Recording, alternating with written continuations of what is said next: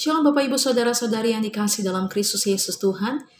Pada kesempatan ini saya mau membagikan rema di tahun 2024 bagi setiap kita. Sebelum saya menyampaikan rema di tahun 2024, saya mau mengajak setiap kita tundukkan kepala dan kita berdoa. Bapa yang Maha Baik, biarlah Tuhan rema ini menjadi berkat bagi setiap kami yang mendengarkan. Ada iman yang bertumbuh, ada iman yang dibangkitkan, dan setiap janji firman Tuhan yang belum digenapi bagi setiap kami dan kami menerimanya. Berkati Tuhan, buka telinga kami untuk dapat mendengar dan hati kami menjadi tanah yang subur sehingga kami diberkati lewat kebenaran firman Tuhan yang menjadi rema bagi setiap kami di tahun 2024. Di dalam Kristus Yesus Tuhan, kami sambut firman Tuhan dengan antusias. Haleluya. Amin. Saudaraku, sebagaimana Tuhan menyertai kita di tahun-tahun sebelumnya, maka Tuhan kita yang hidup akan terus menyertai kita di tahun 2024. Dan tentunya sampai pada kesudahannya. Sepanjang perjalanan hidup kita, Dia adalah Allah Immanuel. Tema Natal di tahun lalu 2022 berbicara mengenai pulanglah mereka ke negerinya melalui jalan lain, maka setiap kita yang percaya melihat bagaimana Tuhan membuka jalan-jalan baru, berkat-berkat baru yang tidak pernah terpikirkan bagi kita sebelumnya. Sekalipun awalnya kita punya plan A, kemudian plan B yang kita jalani, namun di dalamnya ada sukacita dan kegembiraan yang Tuhan berikan atas apa yang Tuhan nyatakan bagi setiap kita orang percaya. Oleh karena itu tema Natal 2023 bagi orang percaya yang sebentar lagi akan masuk tahun 2024 yang mana firman-Nya berkata bagi saya dan saudara adalah kemuliaan bagi Allah dan damai sejahtera di bumi. Maka segala sesuatu yang mulia, yang indah, yang benar, sesuai dengan kebenaran firman-Nya yang kudus, yang mana belum didapatkan di tahun-tahun sebelumnya, maka kita sama-sama percaya dan imani, saya dan saudara akan terima dan nikmati.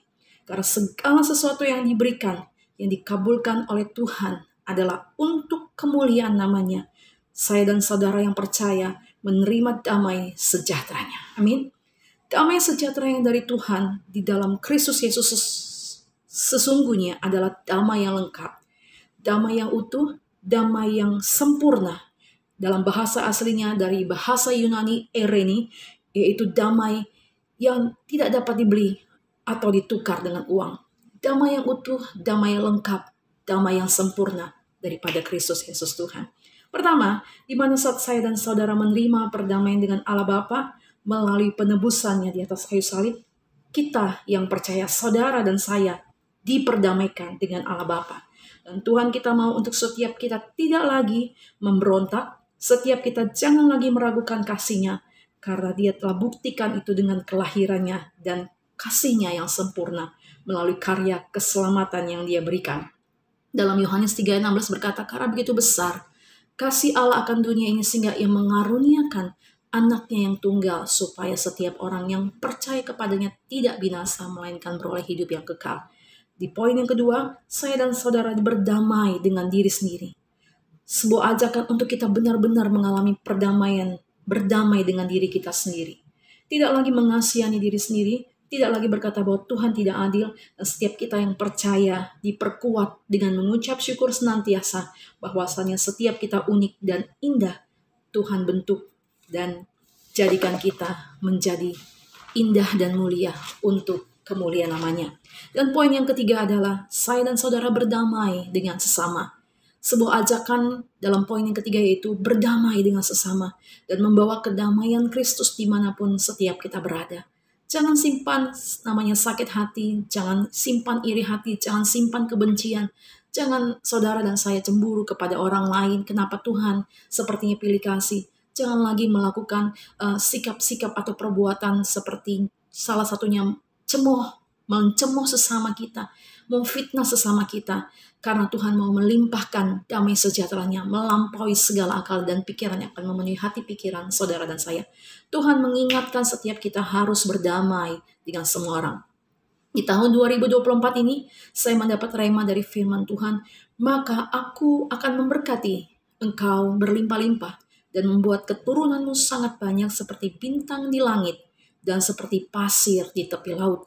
Dan keturunanmu itu akan menakluki kota-kota musuhnya yang terdapat dalam Kejadian 22 ayat 17. Demikianlah firman Allah. Hanya kuatkan dan teguhkanlah hatimu dengan sungguh-sungguh, bertindaklah hati-hati. Janganlah menyimpang ke kanan atau ke kiri, supaya saudara dan saya beruntung kemanapun kita pergi, melangkah, dan bekerja. Tuhan Allah memberkati saya dan saudara, roh, jiwa, dan tubuh saudara dan saya terpelihara sempurna, suci, kudus, tidak bercacat celah. Berlimpah damai sejahtera dan sukacitanya daripadanya setiap kita terima. Pernyataan membuat keturunanmu sangat banyak dan keturunanmu menduduki kota-kota musuh berbicara dalam segala aspek yang kita kerjakan. Segala yang kita taburkan buat pekerjaan Tuhan. Setiap benih taburan saudara dan saya diberkati berlimpah. Anak-anak keturunan kita yang kita doakan di dalam penyertaan Tuhan. Sehingga keturunan kita dapat menikmati berkat-berkat Tuhan.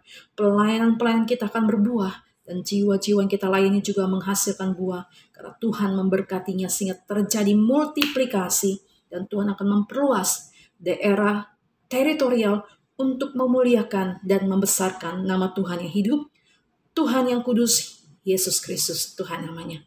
Bagi setiap kita yang bekerja dan berbisnis, maka Tuhan Allah mengabulkan doa-doamu, dipertemukan dengan orang-orangnya Tuhan, dan dibuat segala transaksi yang dikerjakan berhasil, dan berbuah lebat dan manis, serta berkelimpahan lebih lagi daripada waktu sebelumnya. Karena semua itu diberikan untuk kemuliaan namanya dan damai sejahtera yang sungguh melimpah, membasuh, menghapus setiap air mata dan menjawab setiap doa-doa yang pernah dipanjatkan, karena ada kesukaan besar yang Tuhan akan berikan.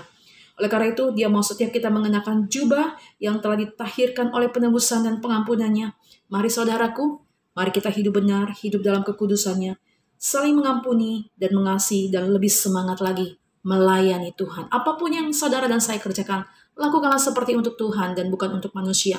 Saat saudara bekerja, lakukan seperti untuk Tuhan. Saat saudara berdoa, lakukan seperti untuk Tuhan. Saat saudara mengampuni, lakukan seperti apa yang Tuhan telah teladani bagi setiap kita.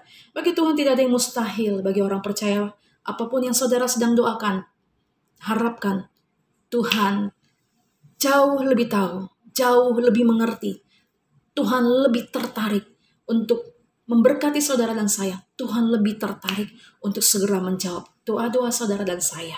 Selamat menyambut tahun baru 2024 buat kita semuanya. Tuhan Yesus memberkati kita semuanya. Shalom.